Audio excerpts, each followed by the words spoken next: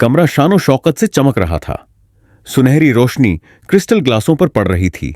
महंगे कपड़े संगमरमर की फर्श पर सरसराते थे। लेकिन इस खूबसूरती के नीचे खतरा छिपा हुआ था। ऐसा खतरा जो हमेशा लोडेड रहता है। कैसियल एंजेलिनी बाहर से शांत दिख रहा था, लेकिन उसके दिमाग में हलचल मची हुई थी। कौन सी योजनाएं, उसका कजिन आखिर किस ओर इशारा कर रहा था? जवाब साफ था, ट्रायड, खामोश सौदे, अदृश्य सीमाएं जो धीरे धीरे लांघी जा रही थीं। कैसियल सिर्फ एक पार्टी में शामिल नहीं था, वह गठबंधनों की दिशा बदल रहा था। और ऐसी चालें कभी ज्यादा देर तक छुपी नहीं रहती। दोनों के बीच का तनाव दोस्ताना नहीं था, वह एक चेतावनी थी। तभी माहौल बदल गया। याकोवलेवना आ रही थी, एक बूढ़ी औरत, तेज नजरें, उससे भी तेज दिमाग। वह भीड़ में ऐसे चल रही थी जैसे कोई रानी अपने दरबार का मुआयना कर रही हो।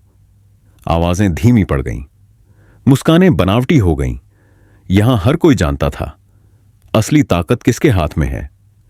उसने कैसियल को ऊपर से नीचे देखा और तिरस्कार से बोली, किसी बूढ़ी औरत से झूठ मत बोलो। वह मातम दिखावे और रिश्तों की बात करने लगी, जैसे इंसान मोहरे हों जिन्हें बस सही जगह पर रखना होता है। खून का रिश्ता मायने रखता था, बच्चे मायने रखते थे, बाकी सब बेकार था। फिर वह आगे बढ़ गई और पीछे छोड़ गई एक अजीब सी बेचैनी। आज रात दादी पूरे खेल पर नजर रख रही थी।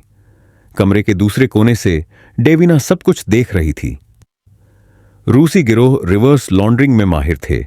वैसा पैसा जो टैक्स या सरकारी कामों के लिए होता है, धीरे धीरे अंडरवर्ल्ड में गायब कर दिया जाता है। ऊपर से व्यवस्था, अंदर से सड़ा हुआ सिस्टम। डेविना ने इसके बारे में पढ़ा था, लेकिन सामने देखकर सब कुछ अलग लगा। किसी ने फुसफुसाकर कहा, पीछे देखो। शाओ तू को बुलाया जा रहा था। एलिस उससे बात करना चाहती थी। डेविना कुछ पल के लिए अकेली रह गई, लेकिन असुरक्षित कभी नहीं। तभी एक मुलायम लेकिन खतरनाक आवाज आई, क्या एंजेलिनी हमेशा तुम्हारे साथ ऐसा ही बर्ताव करता है, जैसे कोई ठीक से पाला ना गया पिल्ला? डेविना ने पेशेवर तरीके से जवाब दिया, लेकिन अपमान हवा में तैरता रहा। वह यहां सजावट बनने नहीं आई थी, और किसी ने यह बात समझ ली थी। उसे ताकत का लालच दिया गया, मौके, ऊंचाई। लेकिन इस दुनिया में हर मौका एक जंजीर लेकर आता है। फिर एक नाम सुनाई दिया, गैलिशियन ब्रेक्सो, एक उभरता हुआ खिलाड़ी। कोई इलाका नहीं, कोई डर नहीं। वह वही काम करता था जिनसे पुरानी फैमिलियां मुंह फेर लेती थीं, और अब वह उन्हीं की तरफ आ रहा था। बचने का कोई रास्ता नहीं था। परिचय हुआ। ब्रेक्सो की नजर डेविना पर टिक गई, कुछ ज्यादा ही देर तक।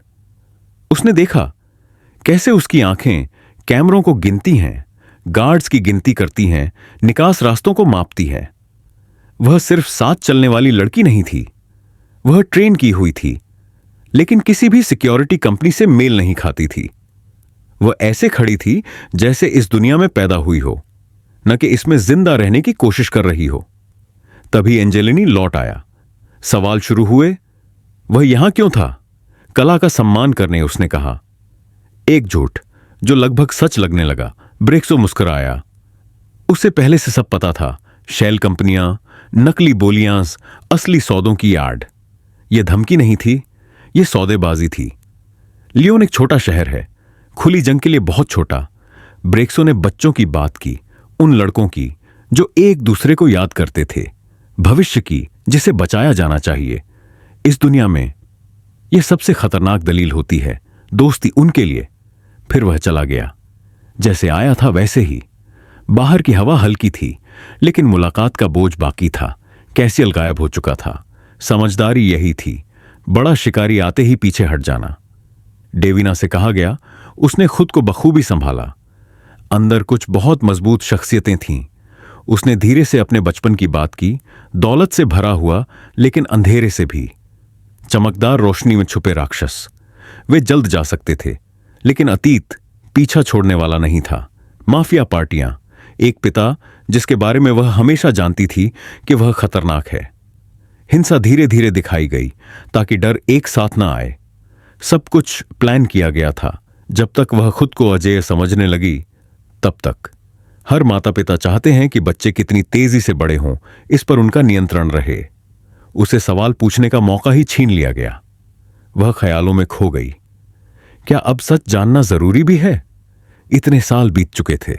उस समय सब बच्चे ही थे। शायद जवाब ढूंढना छोड़ देना चाहिए, शायद। तभी वह ठिठक गई।